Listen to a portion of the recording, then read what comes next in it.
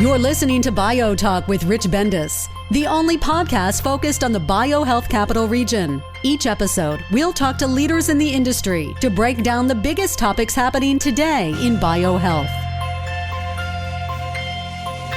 Hi, this is Rich Bendis. I'm your host for BioTalk. And as you know, we interview leaders from the BioHealth capital region.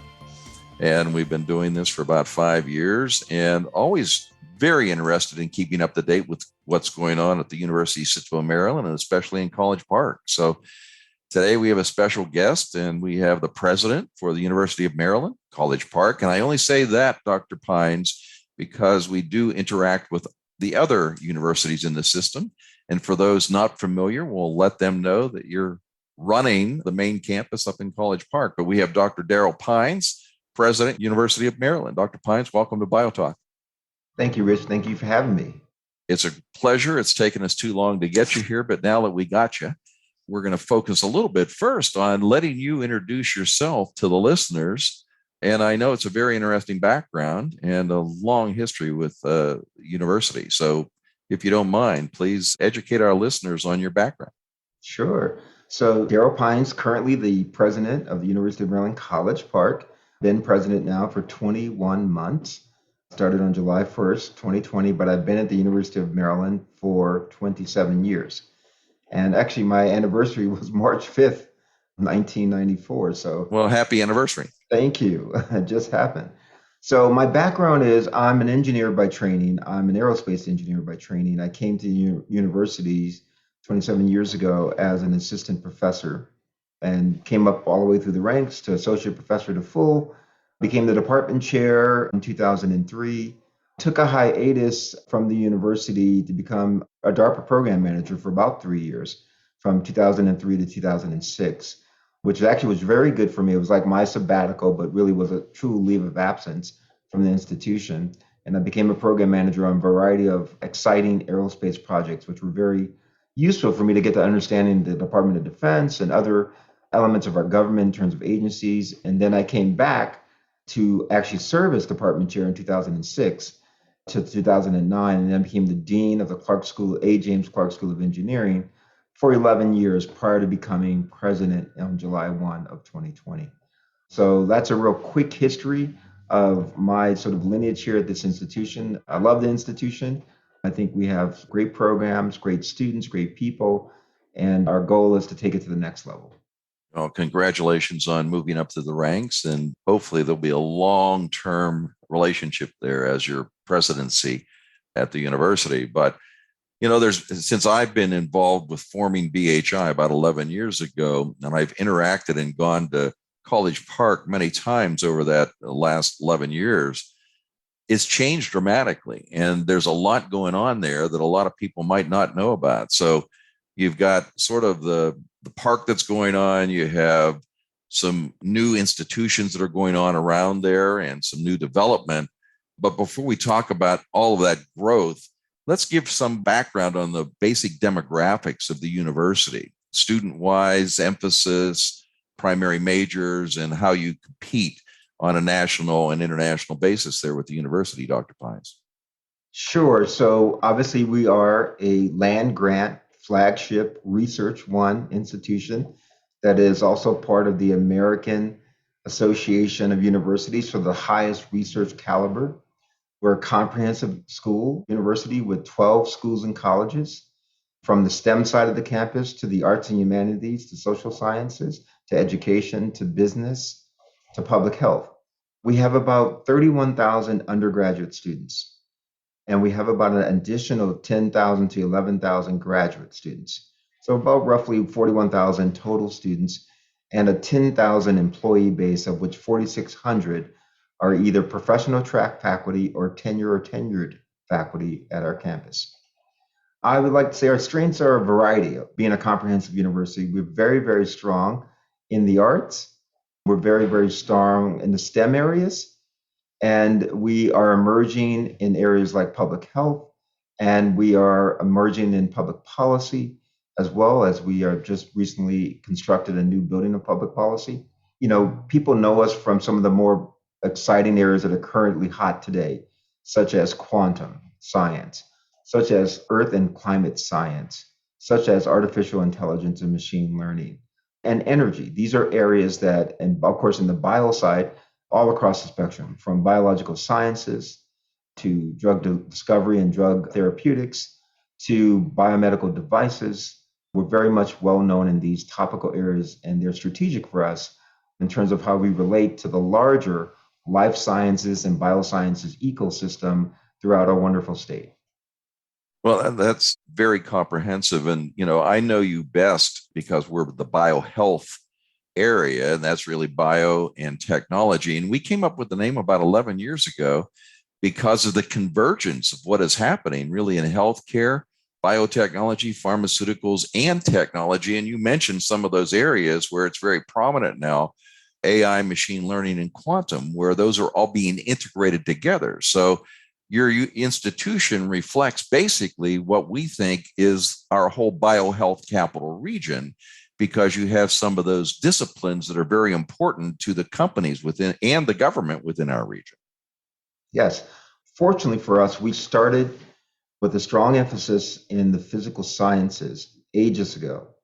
That allowed us to evolve into partnerships that at the time were based strictly on science. So we had a partnership with NIST, which is also in our state, on measurement science, with the foci being on quantum science as an enabler for measurement science.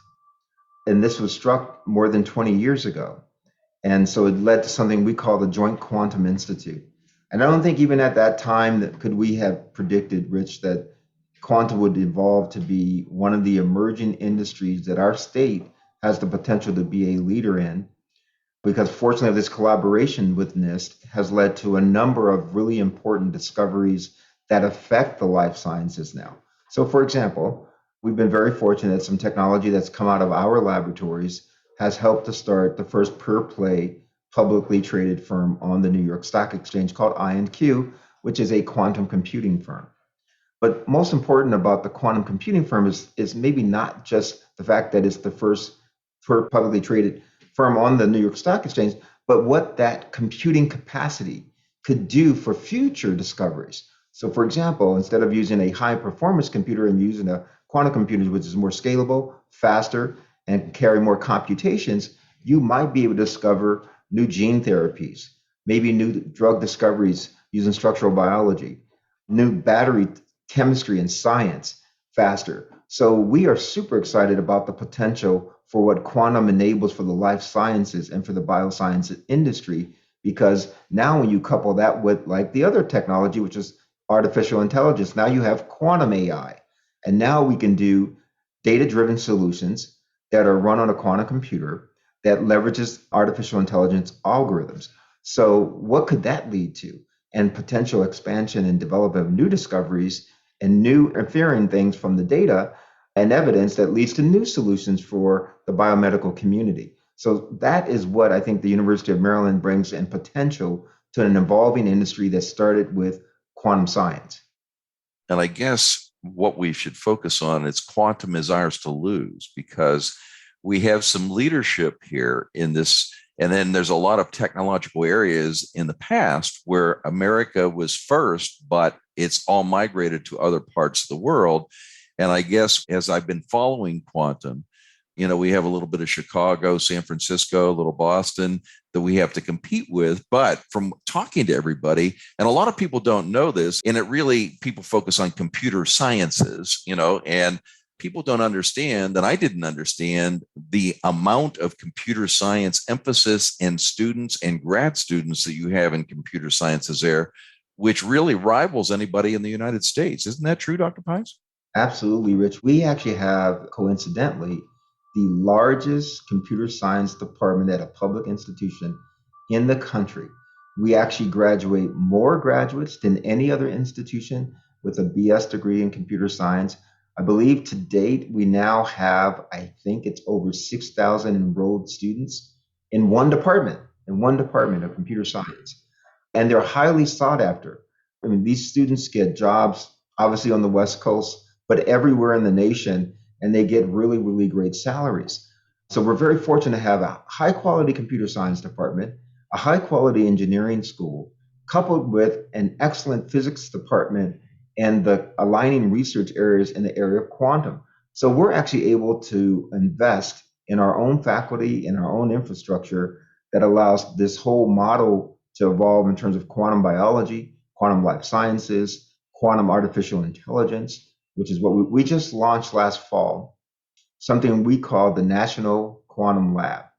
And essentially, we did a partnership with IonQ, this sort of per-play publicly traded computing firm, so that we would now help develop new tools, new modeling tools, and allow our faculty, our students, and partners to run their algorithms on this sort of commercial quantum computers.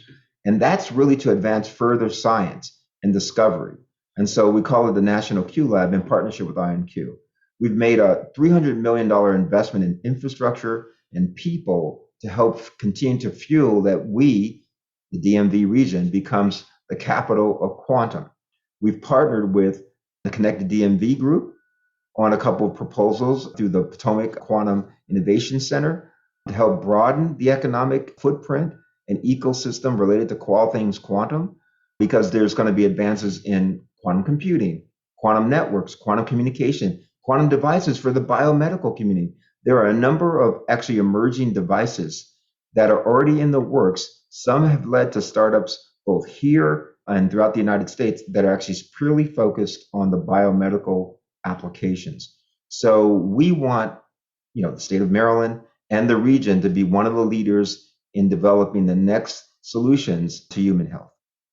Well, it's very hard for people to compete with all of the assets you've just mentioned there. So I guess it is ours to lose. And I guess at BioHealth Innovation, we'll do anything we can to help support you so that we don't lose that leadership. And we've been actively involved with Connected DMV and in the Global Pandemic Prevention and Biodefense Center.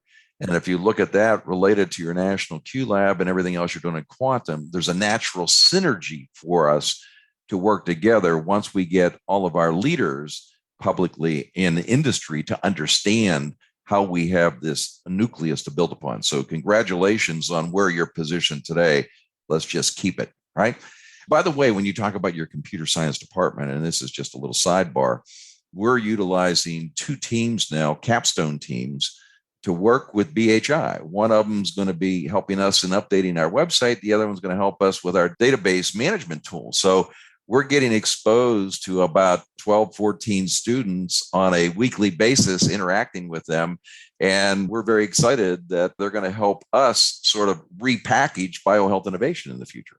Well, that just brings a smile to my face to know that you've already tapped into the talent that's going to help you. I think that's wonderful. And hopefully they'll have a great website, help you maybe even do some additional analytics to help do some data mining for you guys. So I think it's exciting to leverage our whole ecosystem of both students and other partners to help develop new tools and be successful for our community and for our industry. And I think that's one of the benefits of this podcast is we can make other people aware that there are these kind of resources that exist at the University of Maryland. It's just that they're not as widely known, but I think they're trying to be a little more proactive in the marketing of those tools. So we'll help spread the word once we get our new site and say created by University of Maryland students. Excellent. Yeah. Let's go on past the quantum, even though it's one of the most exciting things to talk about.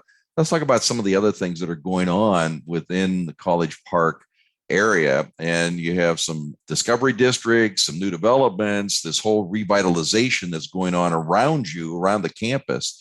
Talk a little bit about what's some of the major new innovations are that are going on around the campus. Well, it's only natural as we grow, or as an institution of higher learning, we always continue to grow and expand and evolve around our location.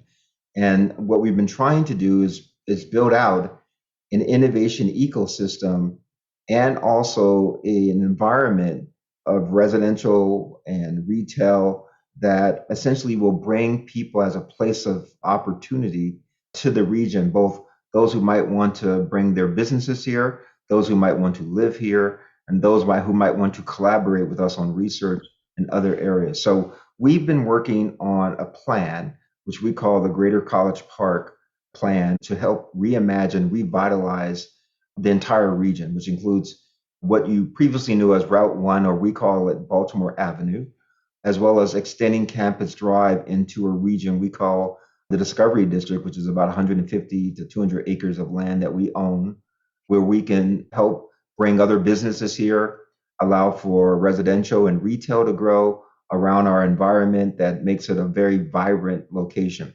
So that's what our goal is. So again, we call it the Greater College Park as a result of cooperative agreement between Prince George's County, the state, private developers, and the university. This effort links academic buildings as well as public-private partnerships in the hub of a vibrant downtown College Park community.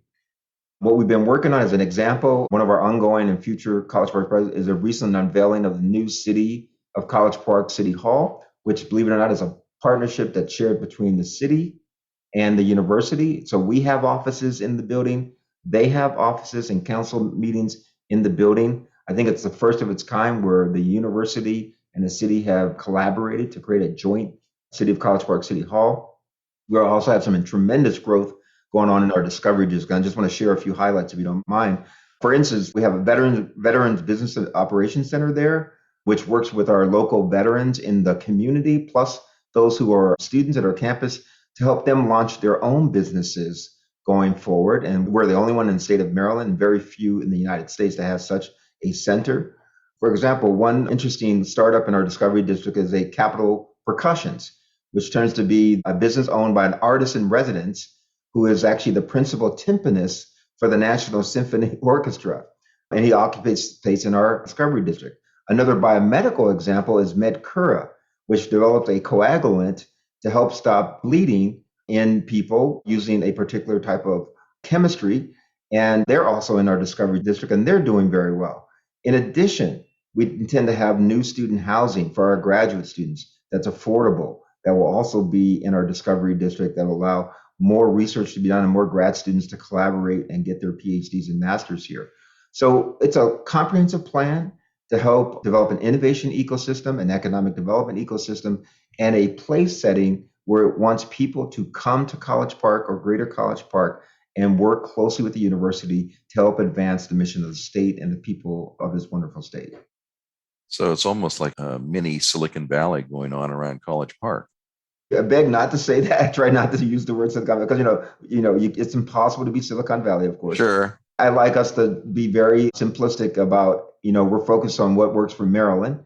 And we do believe, I do use this term every now and then, that we could become the capital of quantum, and that we intend to do right by the citizens of the state of Maryland and grow economic opportunities for all citizens of the state and Prince George's County to help achieve the mission of the state and grow its base.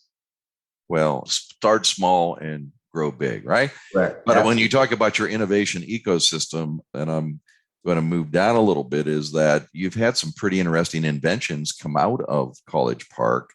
And one of those was related to the Fischel Institute, if I'm not mistaken. So talk a little bit about some of those great innovations that, other than INQ and quantum, that also have come out of University of Maryland.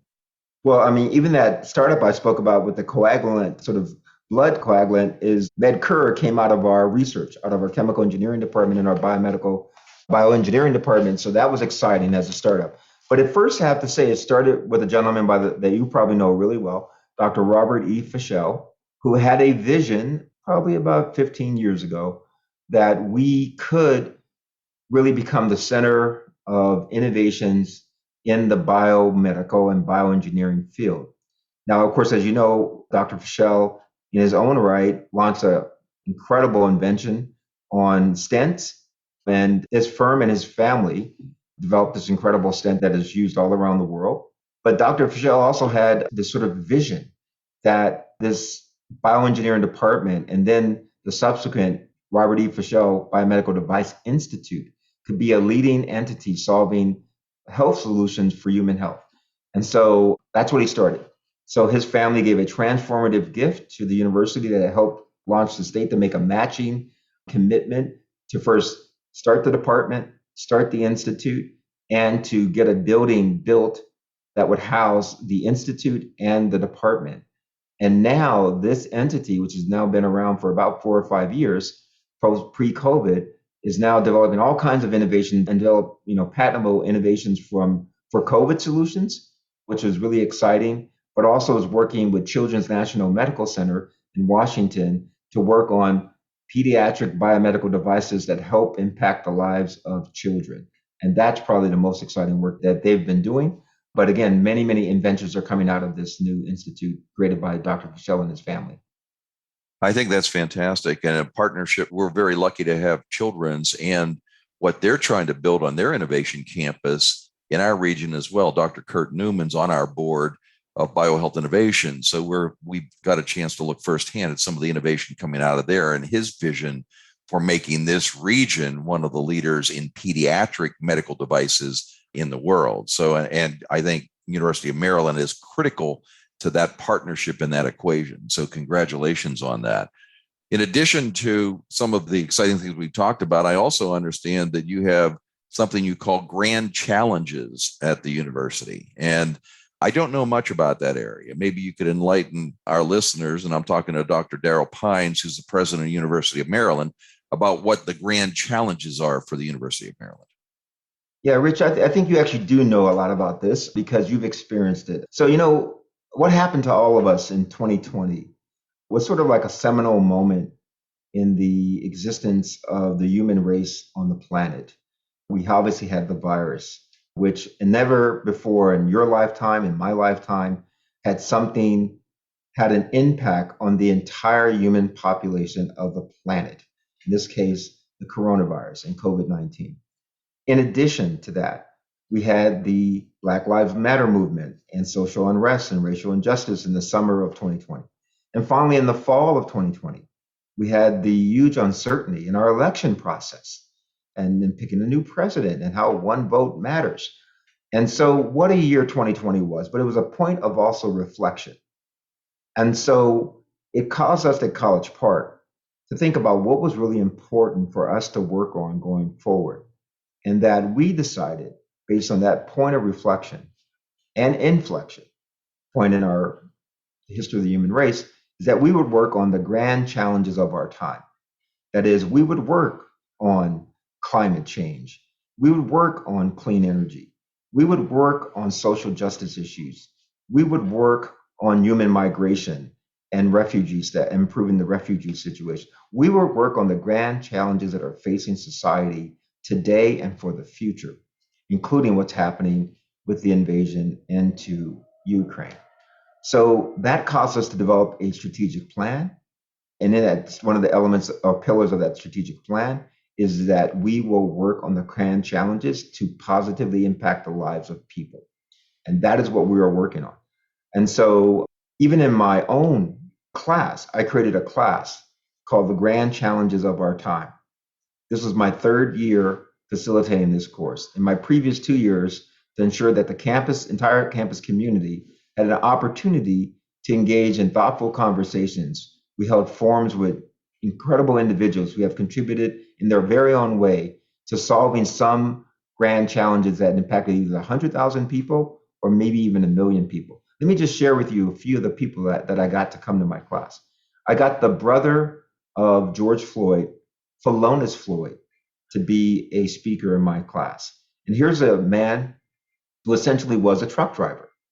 And all of a sudden, his life is thrown into an uproar because of the unfortunate murder of his brother. He now has become an activist for criminal justice reform. And he has spoken in front of Congress. And now he's going state by state to get legislation approved to improve the rights of citizens and victims through the criminal justice reform legislation that he's seeking.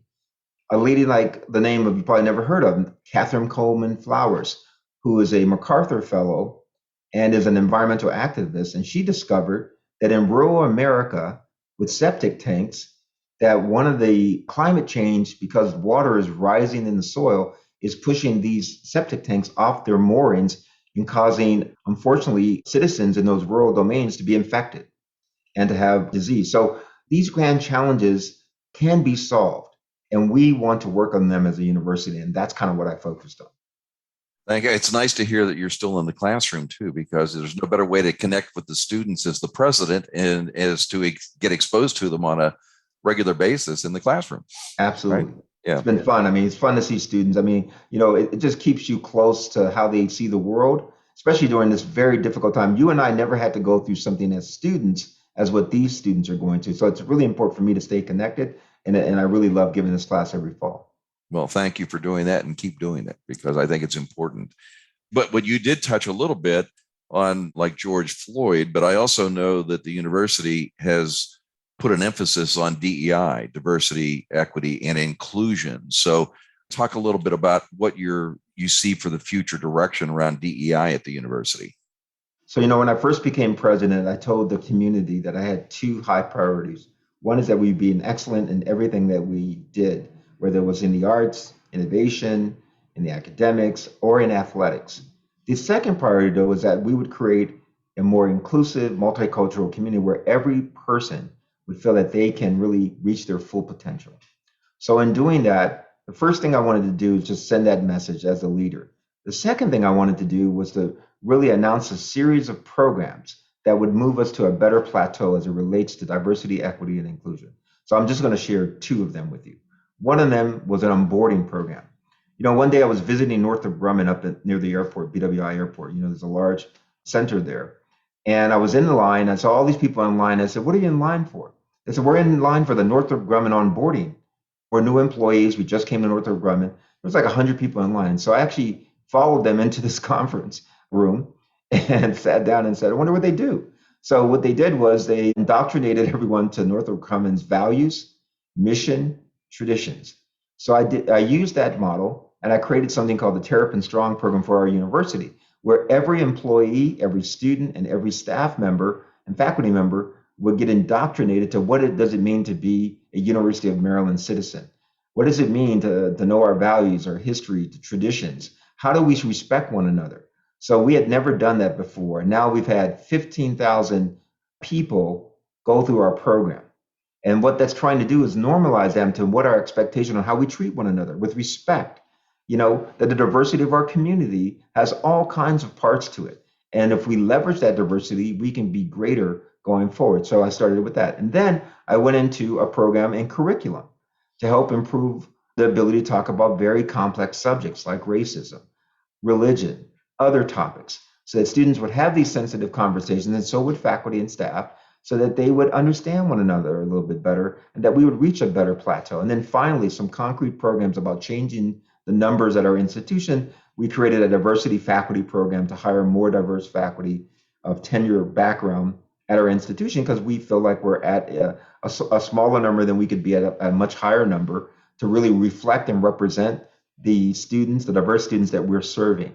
And I felt that is now going well. And we intend to hire about 100 plus faculty members of diverse backgrounds across the entire institution. So we're very much committed to DEI. We believe DEI is synonymous with excellence and innovation. And when you cultivate it properly, great things happen. Well, again, congrats on taking the lead on that. And as a small nonprofit organization, BioHealth Innovation, we're working on our long-term plan right now, and we need to integrate DEI more into it. I don't know what you can share, but if you have anything that you could publicly share with me, I'd like to see how you built your values into what you're doing at the university, because there might be some common things we might be able to help build into our planning process. And there's no sense reinventing the wheel when there's very smart people that have actually taken the lead on some of these initiatives. Well, I think I would be happy to share anything. Terrapin Strong program, I think we've really been able to infuse that systematically throughout the entire enterprise at every level. And it started with just an idea. And then it started with working groups at every level. And those working groups came up with definitive modules that they could use for their community to help educate them. And similarly, that led to follow on beyond that. It led to our strategic plan, which we just completed and announced about a month ago. And inside of that, it embraces diversity, equity, and inclusion and holds it up as a pillar for what we value. And now when we start launching initiatives, which we will do very soon, everybody will know where it came from and where the framework has been established so that we're all on the same page. So we believe that this will help us become a better institution and reflect the values that we all uphold and lead us to even further excellence in the future.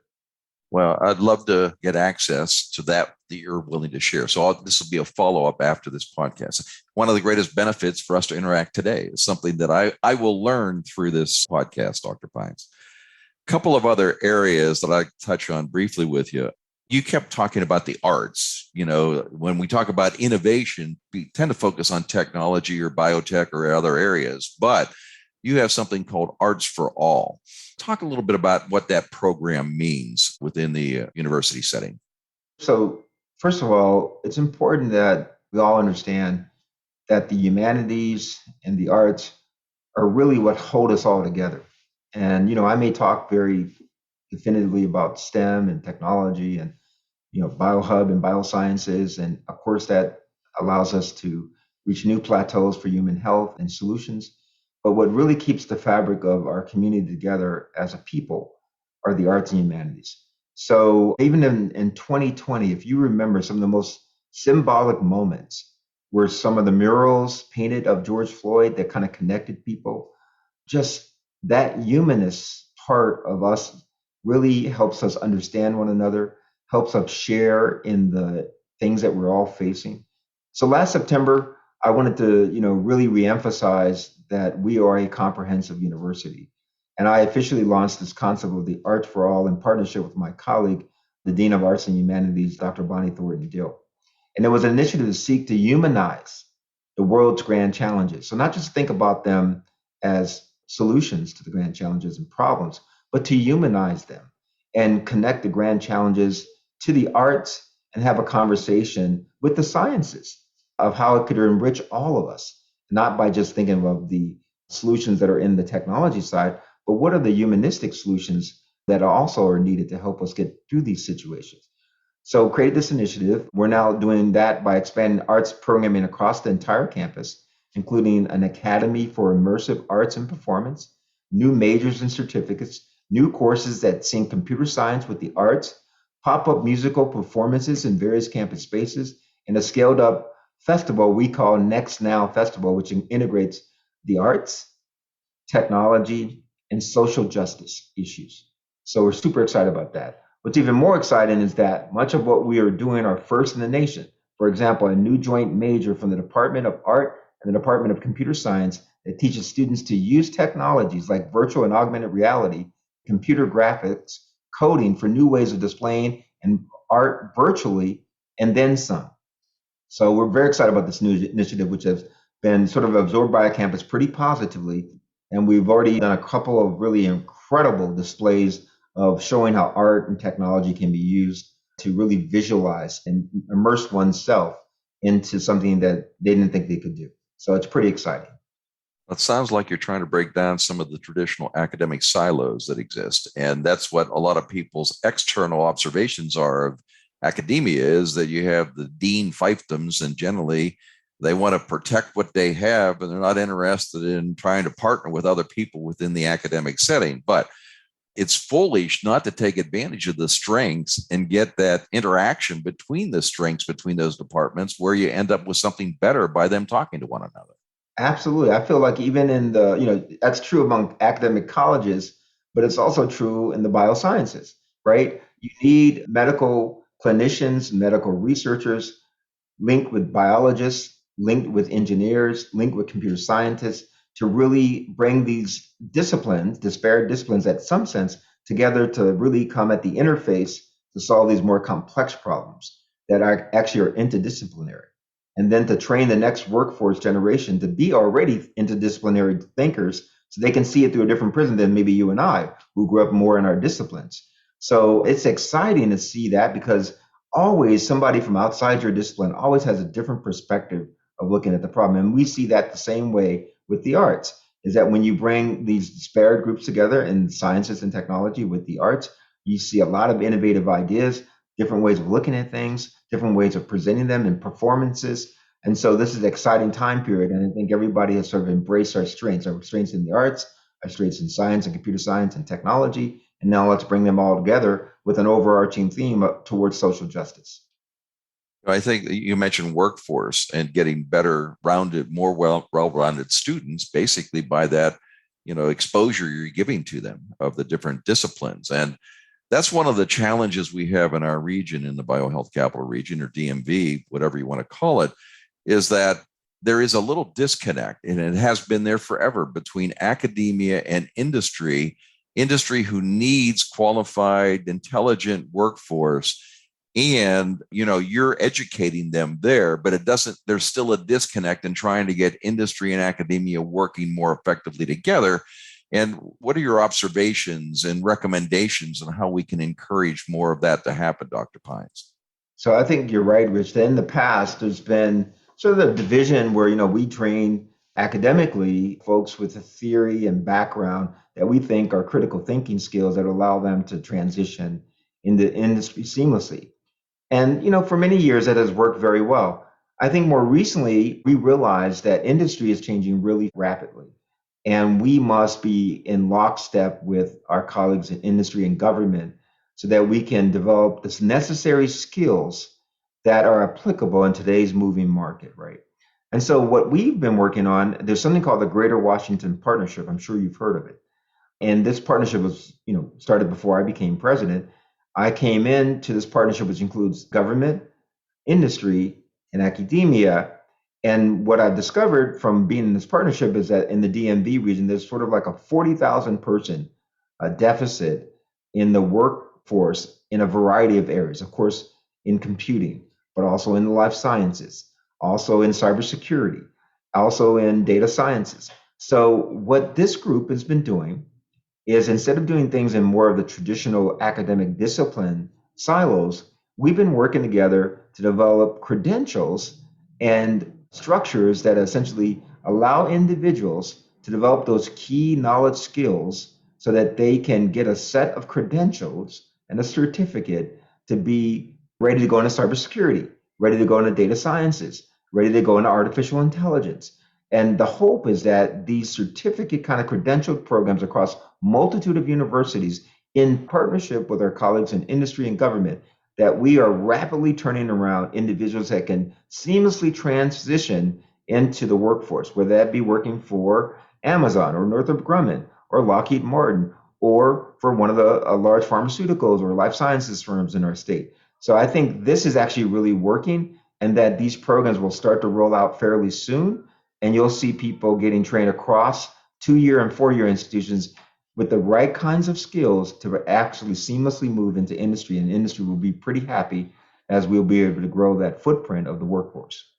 I think the certificate program you're talking about is something that's badly needed, because I interviewed all of my board members in December as we're getting ready for our planning process, just to see what what are their priorities for the future. It's amazing how many of them talked about workforce as one of the biggest problems. Is that we're number 4 with the BioHealth capital region as we rank against the other BioHealth capitals. Boston, San Francisco, New York are ahead of us. One of the things holding us back is number of workers, skilled workers in the biohealth industry in this area, and that's preventing some people to relocate here. We have all of the PhD people that you need to have, because we're basically one of the, the most educated regions in the world based on where we're at. But it's the entry level and middle level employees that they need for manufacturing, distribution, sales and marketing, and really data analytics and those types of areas where we have that deficiency we need to strengthen in the future. So happy to hear you talking about these things, because I know one company that's trying to hire 15 new data analysts monthly and right in Rockville, and they didn't know where to turn. And then the other thing that, and you probably have heard, is that, we have the Amazon phenomena, and COVID and pandemic have created that. It's not that they want these skills, but the workers now are dictating when they want to work, where they want to work, how they want to work. So workforce has got to be one of the greatest challenges we have for everybody within our region right now and in the country. Yep, I couldn't agree more with you, Rich. I think, it's interesting. I think if you and I were having this conversation pre-COVID, I don't think we could have imagined that the execution or the fact that the workforce can be as displaced as it is now in remote locations and still do their job in the life sciences, in cloud computing, in any topic, and still be able to be effective. And so now we have a situation where, still it's better to be together in a work environment. Thank God COVID has gone down, where we could actually now really be seamlessly integrated a little bit more in our work environments. But we're still going to have these people who are going to want the option of working wherever they are. And so we, the academia and also industry, will have to adapt to train that workforce to be remote, have broadband and Wi-Fi access to be able to deliver content and excellence to their work environments. So we've partnered with, in Montgomery County with universities at Shady Grove, where now we are going to deliver a few more programs there that's going to help fuel that workforce that you're talking about. So more of the applied life sciences rather than the theoretical side that we do here at the core campus in College Park. We're going to deliver a degree program in biocomputation at Shady Grove. We already have a biomedical technologies degree that we're offering there. We have an applied biological sciences degree that we're offering there. All of that is in partnership with Shady Grove and Montgomery College, which becomes the feeder, right? That allows great students from Montgomery College to come in, get additional 2 years at Shady Grove, and go right into the life science and pharmaceutical industry, like immediately doing those jobs that really are in high demand, which includes some of them in data sciences. So I think with our presence in Montgomery County at Shady Grove and with our growing presence in Montgomery County there, I believe we're going to be able to help meet that gap that currently exists in the life science community in Montgomery County and the state. And it should happen over the next 2 to 5 years, I would say, and it should be pretty strong because we have a strong commitment to do that over the next several years. Well, hurry up and get them some certificates and get them some graduates out of there, because I think industry's sitting there waiting for them. They'll take them immediately, Dr. Pines. We're trying. We're trying. I know. You probably have as much patience as I do. So, but at the end of the day, there's one last thing I want to talk about as we sort of close this interesting podcast with you, is that you have another national designation because you are a innovation core or I-Core hub with the National Science Foundation, which is a very great designation, which is not bestowed on many academic institutions around the country. You want to talk a little bit about that I-Core program? Sure. The University of Maryland has been deeply involved in the I-Core program since its inception. Since the very earliest day, we were one of the first I-Core hubs or nodes when they first started the program. And the idea is that we educate faculty, staff, and students about the ecosystem of innovation. Right? How do you go from the benchtop to marketing your idea to developing a product to actual revenue generating businesses? And so the I-Core program, which is started off by the National Science Foundation, was to educate scientists to become better at translation. And so we, being a hub, we have done that for the University of Maryland, but we've actually done it in partnership with Johns Hopkins, with George Mason, and with Virginia Tech, and in the District of Columbia as well. So now we have taken that to a whole nother level. We are now a regional node for the Mid-Atlantic region, which now includes many more university partners. And we've also created sister programs at some of the federal agencies like NIH and the Department of Energy and the Navy. And so now it's educating naval scientists and NIH scientists about the same translational model. And so the program provides real-world training on how to incorporate innovations into successful products that will help solve a variety of societal problems. Through immersive learning experience, researchers can better understand the market value of an innovation, which they hadn't really done before. The university has ranked in the top 10 for innovation and entrepreneurship. Our university, because of this program, has ranked in the top 10 in entrepreneurship ranking systems for the last 7 years. And really, we've helped take ideas from the benchtop or the bedside to market. And so it's a very exciting program. We intend to grow the base in our region. Of course, we'll grow it in the life sciences and of course in areas like quantum and in cloud computing and and artificial intelligence and machine learning. So super excited about this I-Core program. It's been a wonderful sort of program from NSF that we've been a part of since the inception. That's great. I love you talking about top 10, because the other thing that a lot of people don't know is that when you combine all of the research institutions within the University System of Maryland now, you are a top 10 tier 1 academic setting in the United States. And I think that's the way other people have been counting in the past. And it just took a while for Maryland to start counting with some of your competition out there, right? That's correct. So we decided, we were counting it individually. But when we put ourselves in partnership with UMB, the University of Baltimore, all the professional schools, we realized that as a collective research enterprise, we were in the top 10 and didn't even know it, right? And so finally, we got approval under one research vice president. Our enterprises can be really projected in the right way that they should be. And not only that, the most important part is the collaborations that it's built. So now through what we call the Empower relationship, we have all kinds of strategic partnerships with University of Maryland, Baltimore, whether it be in medicine or dentistry or in social work or the law. It's super exciting because now we're going after super big initiatives together. Just as a highlight, we're trying to get one of the Chan Zuckerberg biohubs. So I'm just going to put that out there. We're going after it very seriously, and hopefully we can be successful. I don't want to say what the topic is, but we hope to put one in. And that's because of the partnership and the collaboration as a tier 1 research institution. And we think we can achieve these high goals. Well, if you need another partner on that, we'd be glad to partner with you on that Chan Zuckerberg thing, because we're aware of it. We didn't know how many people within this region were going to try to go after it. And what we need to do is take the strongest people, align them together so we have a better chance. And they definitely need something on the East Coast. It might as well be in the DMV rather than some other area up and down the East Coast for them, for sure. Totally agree.